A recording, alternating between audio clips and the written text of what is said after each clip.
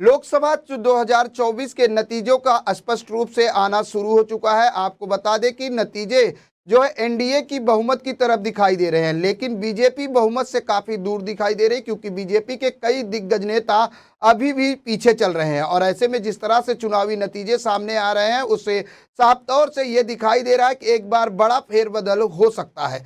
लेकिन जिस तरह से अगर एनडीए की बात करें तो एनडीए बहुमत की तरफ जरूर दिखाई दे रहा है, क्योंकि जो रुझान है उसमें एनडीए को बढ़त मिली है। लेकिन इंडिया गठबंधन में भी लगातार कांटे की टक्कर इंडिया गठबंधन दे रहा है। और ऐसे में अगर बात करें चुनावी नतीजों की, तो अब तक बीजेपी 2 सीटों पर जीत दर्ज कर चुकी है। और जिस तरह से नतीजे आ रहे हैं उसमें साफ तौर से ये दिखाई दे रहा है कि एक बार फिर प्रधानमंत्री नरेंद्र मोदी तीसरी बार जो है प्रधानमंत्री बन सकते हैं। लेकिन इस बार जो सरकार होगी वो खिचड़ी सरकार होगी, ऐसा भी प्रतीत हो रहा है, क्योंकि जिस तरह से चुनावी नतीजे आ रहे हैं ऐसे में साफ तौर से ये संकेत मिल रहे हैं कि इंडिया गठबंधन लगातार एनडीए को कड़ी टक्कर दे रहा है। और ऐसे में यूपी की अगर बात करें तो उत्तर प्रदेश के जो चुनावी रुझान है उसमें साफ तौर से अब तक समाजवादी पार्टी यानी अखिलेश यादव के नेतृत्व वाली सपा बड़ी पार्टी बनकर उभरी हुई है। वहीं बीजेपी दूसरे नंबर पर है।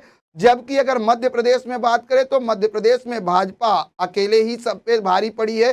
दूसरी तरफ अगर महाराष्ट्र की बात करें तो महाराष्ट्र में भी 48 सीटों के नतीजे आ चुके हैं, जिनमें उत्तर मुंबई की जो सीट है उस पर बीजेपी को जीत दर्ज हुई है। आपको बता दें कि यहां से बीजेपी के उम्मीदवार थे पीयूष गोयल, जो केंद्रीय मंत्री थे, उनको उम्मीदवार बनाया गया था। उन्होंने भारी मतों से यहां पर जीत दर्ज की है और कांग्रेस के उम्मीदवार भूषण पाटिल को उन्होंने हराया है। लेकिन जिस तरीके से चुनावी नतीजे आ रहे हैं और रुझानों की अगर बात करें तो रुझानों में लगातार इंडिया गठबंधन बढ़ता दिखाई दे रहा है। आपको बता दें कि रुझानों के मुताबिक अगर रुझान सही साबित होते हैं तो इंडिया गठबंधन करीब 225 सीटों तक पहुंच सकता है। वहीं अगर बहुमत की बात करें तो लोकसभा चुनाव में बहुमत एक 272 सीटों पर है। टोटल जो रुझान आए हैं वो 543 सीटों पर आए हैं। और कई फिल्मी हस्तियों के साथ साथ कई राजनीतिक दिग्गज नेताओं की किस्मत भी आज जो है दांव पर है। आज उनके भाग्य का फैसला जनता की अदालत में होगा। और इसी खबर पर हमारे साथ जुड़ रहे हैं हमारे सहयोगी शुभम मिश्रा। शुभम, आपको मेरी आवाज मिल रही है? जी शुभम, सबसे पहले जिस तरह से चुनावी नतीजे आ रहे हैं, 2024 के चुनावी नतीजे अब स्पष्ट होते दिखाई दे रहे हैं। एनडीए गठबंधन को जो है बहुमत मिल रहा है, लेकिन बीजेपी बहुमत से दूर दिखाई दे रही है। क्या कहेंगे, जो चुनावी समीकरण है, जो रुझान आए हैं, उसको लेकर क्या कुछ ताजा अपडेट है आपके पास? हम चुनावों को लेकर बात करें उससे पहले सूत्रों के हवाले से एक बड़ी खबर सामने आई है। जैसा कि हम रुझानों में देख रहे हैं कि बीजेपी बहुमत से दूर है, हालांकि एनडीए गठबंधन को बहुमत मिलता हुआ दिखाई दे रहा है। लेकिन इसी बीच एक बड़ी खबर निकलकर यह सामने आई है कि एनसीपी शरद चंद्र पवार प्रमुख शरद पवार फिलहाल संपर्क करने की कोशिश कर रहे हैं। उन्होंने नवीन पटनायक, चंद्रबाबू नायडू और बिहार के मुख्यमंत्री नीतीश कुमार से संपर्क करने की कोशिश की है और बताया भी जा रहा है कि वो उनके संपर्क में है और उनसे बातचीत कर रहे हैं। तो कहीं ना कहीं एक खिचड़ी सरकार जो बनने जा रही है उसमें भी अभी दिलचस्प लड़ाई देखने को मिल सकती है, क्योंकि यदि शरद पवार इनको तोड़ने में कामयाब हो जाते हैं तो एनडीए भी बहुमत से दूर हो जाएगा। फिलहाल इस खबर की अभी तक पुष्टि। शुभम, आपको रोकना चाहेंगे, एक बड़ी खबर यह भी आ रही है कि चंद्रबाबू नायडू से प्रधानमंत्री नरेंद्र मोदी ने भी फोन पर बात की है। इतना ही नहीं, राहुल गांधी भी शाम को मीडिया से बातचीत कर सकते हैं। कहीं ना कहीं अब खिचड़ी सरकार बनने की दिशा में भी जो है कवायद शुरू हो चुकी है, क्योंकि एक तरफ तो चुनावी परिणाम आ रहे हैं शुभम, दूसरी तरफ सियासी हलचल भी तेज हो गई है। नेताओं को तोड़ने जोड़ने की प्रक्रिया भी शुरू हो चुकी है। लगातार जो दिग्गज नेता है वो एक दूसरे से संपर्क कर रहे हैं। जी शुभम। निश्चित रूप से इस बार अब बीजेपी को अपने सहयोगियों पर निर्भर रहना पड़ेगा। जैसे कि पिछली बार 2019 के लोकसभा चुनाव में अकेले दम पर बहुमत लाई थी, 300 से अधिक सीटें बीजेपी ने जीती थी। लेकिन इस बार जो रुझान है, अगर ये परिणाम में तब्दील होते हैं तो निश्चित रूप से बीजेपी बहुमत से दूर होगी और आगे चल के बीजेपी को सरकार बनाने के लिए अपने सहयोगियों का सहारा लेना पड़ेगा। यानी कि अब सहयोगी ही बीजेपी की नैया पार लगा सकते हैं। हालांकि जिस तरीके से खबर निकल कर आ रही है कि शरद पवार संपर्क साधने की कोशिश कर रहे हैं, इससे आने वाले कुछ घंटों में जो सियासी घमासान है और भी देखने को मिल सकता है और सरकार बनाने की जो कवायद है उसको लेकर के काफी दिलचस्प आंकड़े सामने आ सकते हैं। फिलहाल रुझानों के मुताबिक एनडीए गठबंधन को बहुमत मिलता दिखाई दे रहा है और जो आंकड़े आ रहे हैं, अगर यही परिणाम में तब्दील होते हैं तो निश्चित रूप से एनडीए की सरकार बनेगी और प्रधानमंत्री नरेंद्र मोदी तीसरी बार देश के पीएम बन सकते हैं। लेकिन इन सब के बीच जिस तरीके से शरद पवार ने भी प्रेस कॉन्फ्रेंस बुलाई है, थोड़ी देर में उनकी प्रेस कॉन्फ्रेंस है, उसके अलावा राहुल गांधी प्रेस कॉन्फ्रेंस करेंगे। तो ये जो तमाम चीजें हैं एक सरकार को लेकर के जो खिचड़ी पकने की जो बात है, वो कहीं न कहीं शुरू होती दिखाई दे रही है। शुभम, जिस तरीके से बीजेपी ने 400 पार का नारा दिया था, कहीं ना कहीं अब वो 400 पार का जो सपना था वो टूटता हुआ दिखाई दे रहा है। इसमें कोई शक नहीं है। 400 पार का जो नारा था अब तो काफी दूर हो गया है और नारे के साथ एग्जिट पोल जो अलग-अलग न्यूज़ चैनल के जो सर्वे आए थे, वो भी धराशायी हो चुके हैं। कहीं न कहीं जो राहुल गांधी लगातार अपने भाषणों या बयानों में कहा कर रहे थे कि इंडिया गठबंधन इस बार वो वर्चस्व दिखाएगा लोकसभा चुनाव में जो पिछली बार देखने को नहीं मिला था और वो लगातार दावा कर रहे थे कि हम 290 से अधिक सीटें जीतेंगे। लेकिन फिलहाल उससे तो आंकड़े अभी बहुत दूर हैं, लेकिन ये लड़ाई दिलचस्प जरूर हो गई है।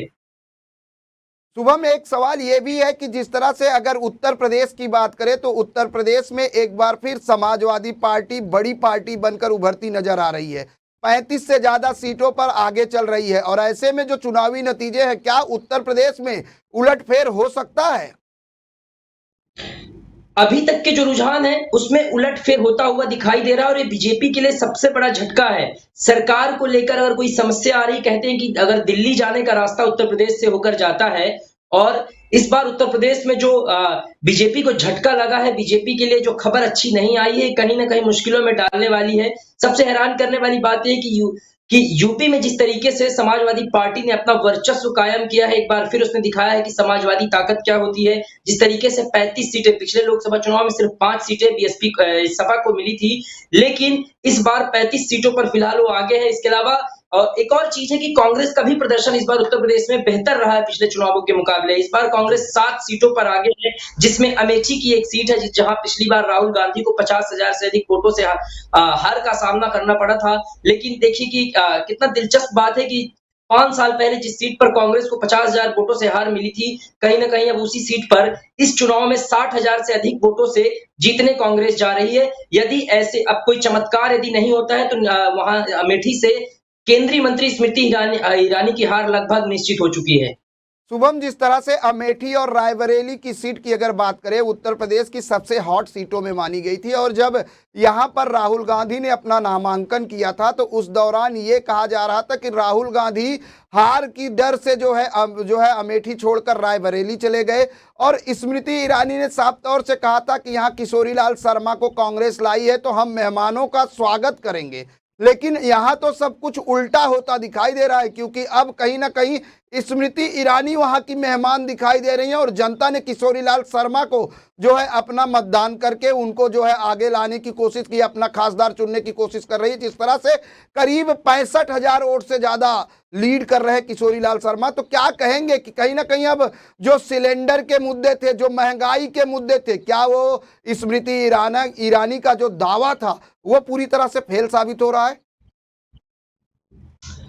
देखिए, जिस तरीके से स्मृति ईरानी ने पिछले चुनाव में मुद्दा उठाया था, खास करके कांग्रेस को लेकर, राहुल गांधी को लेकर, उन्होंने जो मुद्दे लेकर चुनावी मैदान में उतरी थी, उनका उन्हें फायदा मिला और वो 50,000 से अधिक वोटों से 2019 के लोकसभा चुनाव में जीत दर्ज की थी। लेकिन इस बार कहीं न कहीं कुछ बयानबाजियां हैं, कुछ बातें हैं और सबसे बड़ी बात किशोरीलाल शर्मा, जैसे कहा जाता है कि गांधी परिवार का गढ़ रही है अमेठी और रायबरेली। यहाँ पिछले कई दशकों से गांधी परिवार का सदस्य चुनाव लड़ता आ रहा था, लेकिन आपको ये बता दें कि साल 1983 का वक्त था जब राजीव गांधी के साथ जो किशोरीलाल शर्मा है मूलतः पंजाब के रहने वाले हैं, पंजाब के लुधियाना के रहने वाले। 1983 में ये राजीव गांधी के साथ अमेठी और रायबरेली आए थे।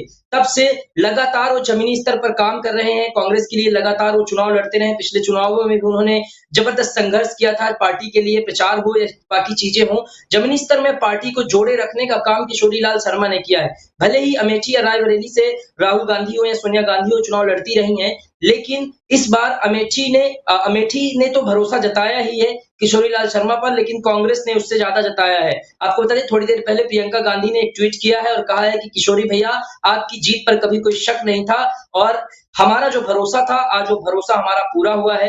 किशोरीलाल शर्मा लंबे समय से उस जमीनी स्तर पर अमेठी से जुड़े रहे हैं, रायबरेली में भी उन्होंने काफी काम किया है और शायद उसी का एक नतीजा है कि आज वो बीजेपी की इतनी बड़ी नेता को हराने में कामयाब हो रहे हैं।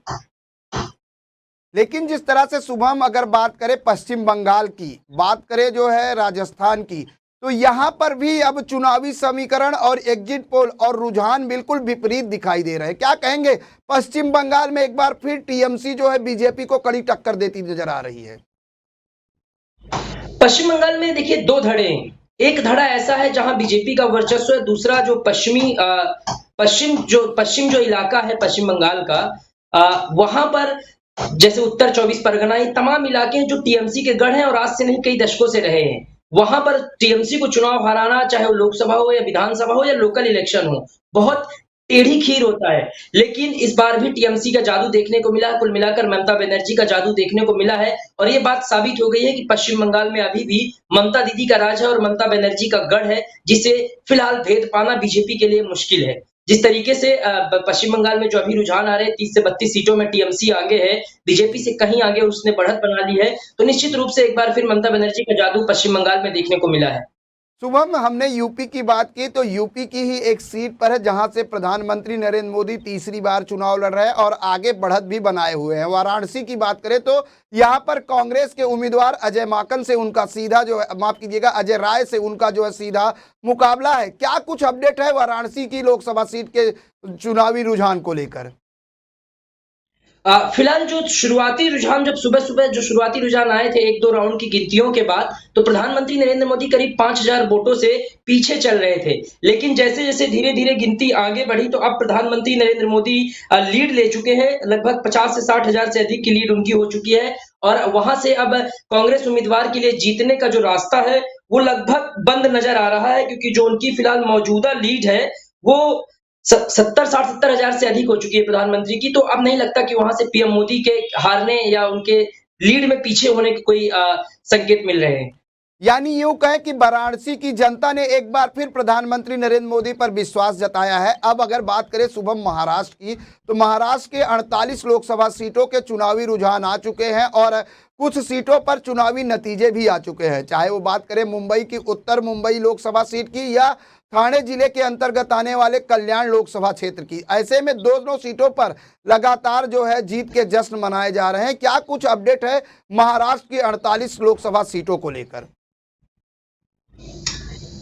जैसे कि हम लोग देख रहे रुझानों में जो आया है, अभी तक बीजेपी लगभग 13 सीटों पर आगे चल रही थी। उसके अलावा शिवसेना जो शिंदे गुट है जो बीजेपी के साथ, वो 5 सीटों पर है और अजित पवार का खाता नहीं खुला है। वहीं यदि हम महाविकास आघाड़ी की बात करें तो महाविकास आघाड़ी 28 सीटों पर लगभग आगे है, जिसमें से सबसे बड़ी पार्टी बनकर उभरी है उद्धव ठाकरे की पार्टी। दरअसल जो बीजेपी और चाहे वो शिंदे गुट हो, महाराष्ट्र मुक्त उद्धव ठाकरे बनाने का या उद्धव ठाकरे को सियासी तौर पर उनकी जो जमीन है उस खिसकाने का, सियासत से उनको दूर करने का वो मंशा पूरी होती नजर नहीं आ रही है। और एक बार उद्धव ठाकरे ने महाराष्ट्र में अपनी ताकत दिखाई है। शायद शिवसेना, ठाकरे परिवार और शिवसेना का एक अलग रिश्ता रहा है, शायद उसकी वजह से वो जो ताकत है वो दिखी है बाला साहेब ठाकरे के।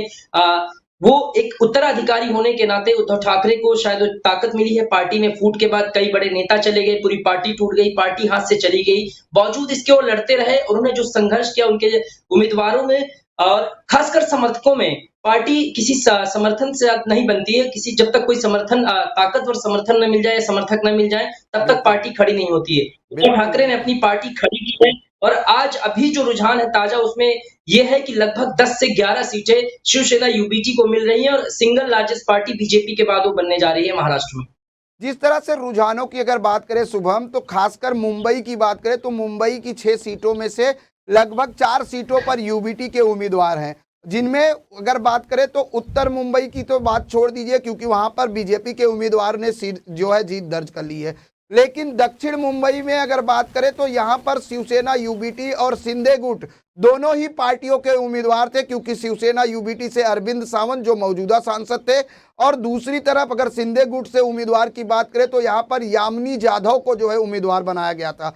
वहीं दक्षिण मध्य से अगर बात करें तो राहुल सेवाले और अनिल देसाई के बीच में था। क्या कहेंगे यहां पर जिस तरह से अनिल देसाई ने बढ़त बनाई थी और अरविंद सावंत ने बढ़त बनाई थी शुरुआती रुझानों में और बात करें मतगणना के शुरुआती राउंडों में, अभी तक क्या किस तरह के आंकड़े सामने आए हैं यहां से? मुंबई में 2 सीटों पर उद्धव ठाकरे की जीत लगभग निश्चित हो चुकी है, चाहे वो अरविंद सावंत हो या अनिल देसाई। दोनों ही सीटों पर अब नहीं लगता कि कोई उलटफेर होने जा रहा है। इसके अलावा शिंदे गुट की तरफ से भी एक सीट पर जीत लगभग तय होने जा रही है। बीजेपी से उत्तर मुंबई से पीयूष गोयल की लगभग जीत। अभी आधिकारिक तौर पर शायद ऐलान नहीं हुआ है पीयूष गोयल को लेकर, लेकिन ये निश्चित हो चुका है कि उत्तर मुंबई अब बीजेपी के खाते में जाएगी और यहाँ पीयूष गोयल आसानी से जीत दर्ज करने में कामयाब रहेंगे। मुंबई में इस बार काफी दिलचस्प इलेक्शन देखने को मिला। लगभग हर पार्टी को यहाँ जनता मुंबईकरों ने खुश किया है, चाहे वो शिवसेना यूबीटी हो या शिंदे गुट हो। इसके अलावा बीजेपी को भी सीट मिली है, लेकिन दिलचस्प मुकाबला जो था वो शिवसेना यूबीटी और शिंदे गुट के बीच था। दोनों में फिलहाल शिवसेना यूबीटी आगे निकल चुकी है और शिंदे गुट के ज्यादातर उम्मीदवारों को, आपको बता दें कि महाराष्ट्र और मुंबई में मिलाकर लगभग 11 सीटों पर ऐसी सीटें हैं जहां पर शिवसेना बनाम शिवसेना की लड़ाई थी। उसमें से 9 सीटें जो है वो उद्धव ठाकरे गुट के खाते में जाती हुई दिखाई दे रही है। अभी तक के जो रुझान है उसमें 9 ऐसे उम्मीदवार हैं जो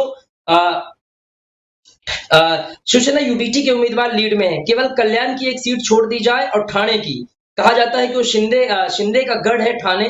मुख्यमंत्री एकनाथ शिंदे स्वयं वहां रहते हैं, उनका निवास। एक ताजा अपडेट आ चुका है, आपको बता दें कि अमेठी से स्मृति ईरानी करीब 75,000 वोट से पीछे आ गई हैं। आप लगातार जो आंकड़े हैं वो बढ़ते जा रहे हैं और स्मृति ईरानी लगातार पीछे होते जा रही हैं।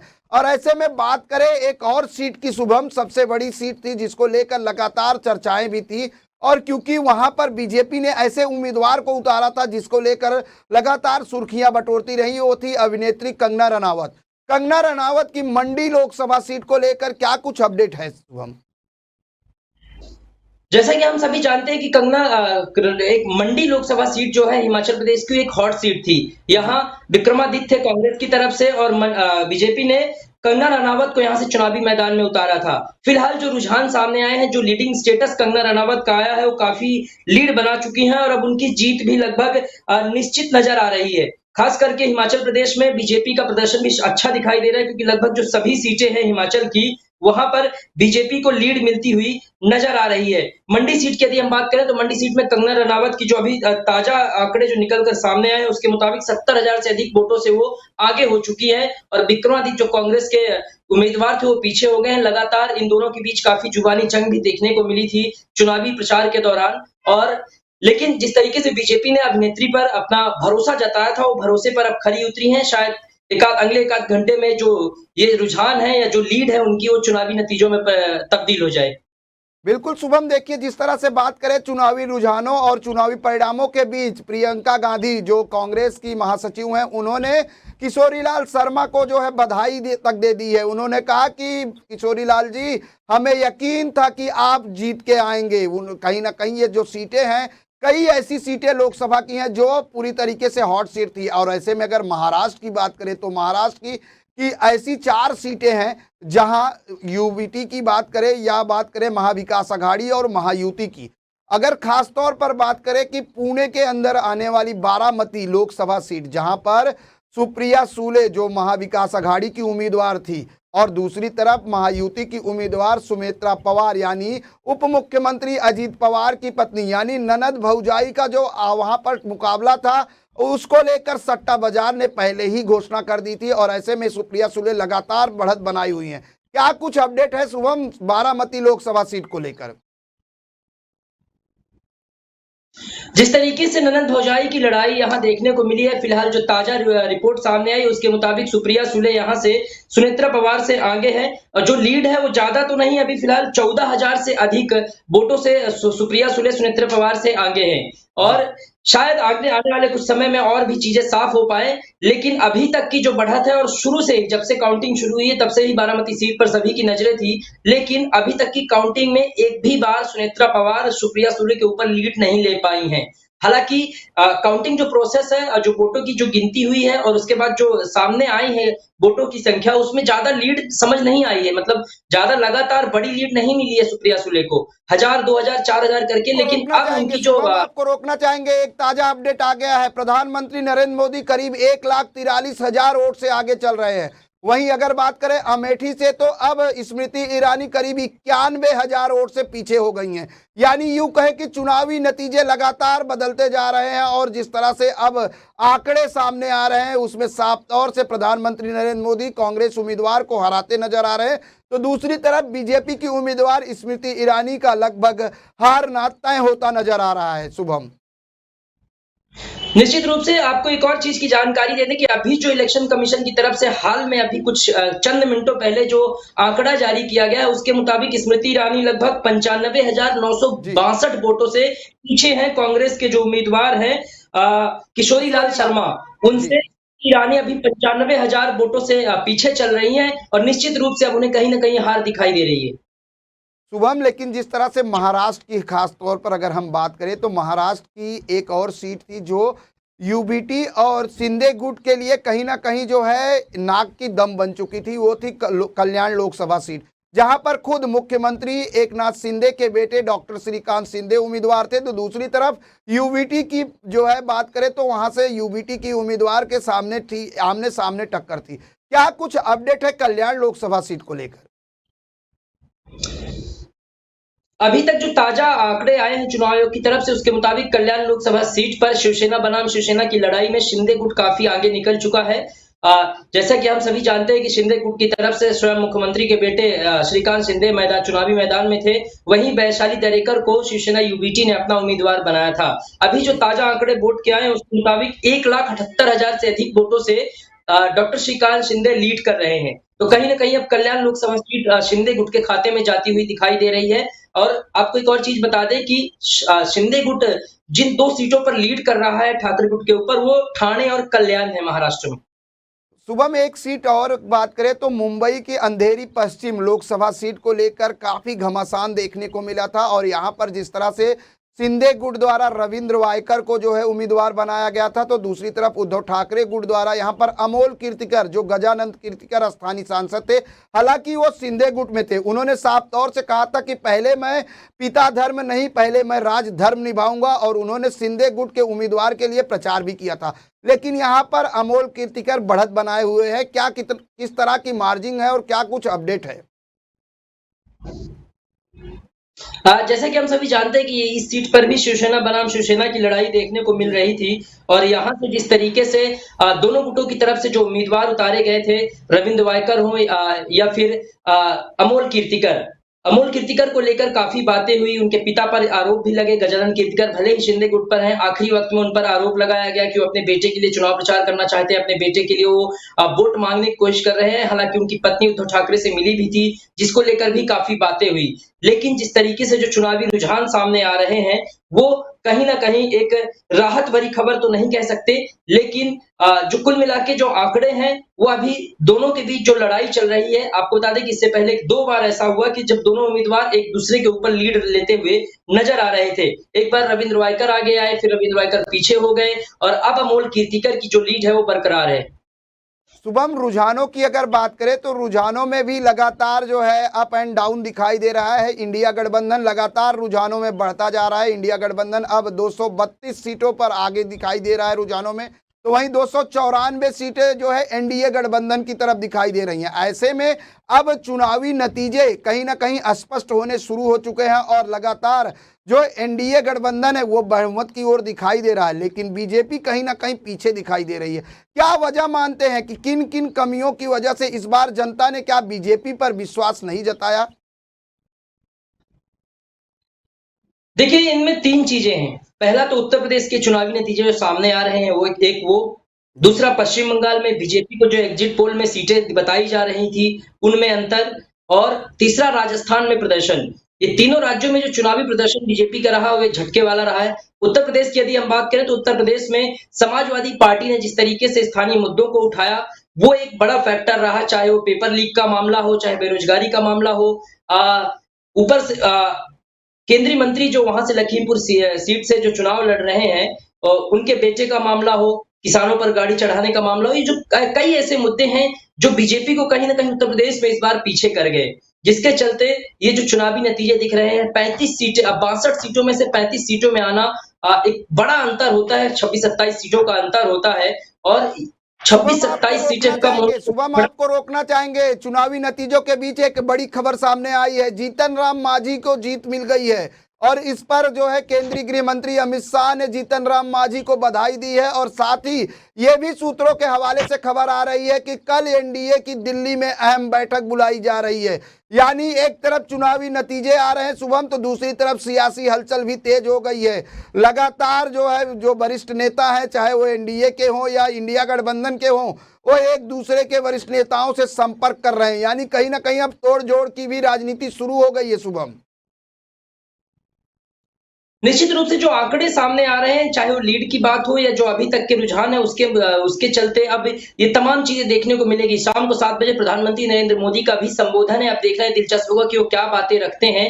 और जो अभी तक जो रुझान है, जो 290 सीटों के आसपास एनडीए की लीड दिख रही है, अगर उसी में कन्वर्ट होते हैं तो निश्चित रूप से इस बार बीजेपी की सरकार सहयोगियों के भरोसे चलने वाली है। और यदि इस तरीके की चीजें सामने आती हैं तो सरकार वो मजबूती से काम करने के लिए कहीं न कहीं थोड़ा-सा विफल साबित होती है और ये बीजेपी के लिए चिंता की बात है। क्योंकि बीजेपी आज तक सरकार पिछले 10 सालों में जो फैसले लेते आई है, उस पर किसी प्रकार का दबाव नहीं होता था, सहयोगियों का दबाव नहीं होता था।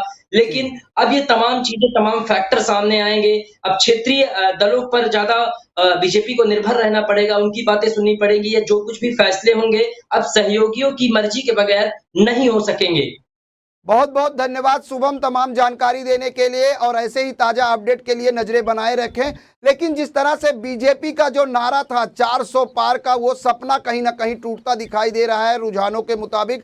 और आपको बता दें कि कहीं ना कहीं अब बीजेपी की नैया, जो सहयोगी हैं, दल हैं जो एनडीए में शामिल हैं, वो उनकी नैया पार लगाएंगे, क्योंकि बहुमत से बीजेपी काफी दूर नजर आ रही है। क्योंकि कई ऐसे दिग्गज नेता जो है बीजेपी के, जिन्होंने 2019 में जीत का परचम लहराया था, लेकिन इस बार वो चुनावी रुझान और नतीजे में पीछे नजर आ रहे हैं। तो ऐसे में कहीं ना कहीं जो चुनावी नतीजे हैं वो धीरे धीरे एनडीए गठबंधन और इंडिया गठबंधन दोनों ही दल जो है आगे बढ़ते दिखाई दे रहे हैं। लेकिन अगर बात करें एनडीए गठबंधन की, तो बहुमत की ओर एनडीए गठबंधन बढ़ता दिखाई दे रहा है।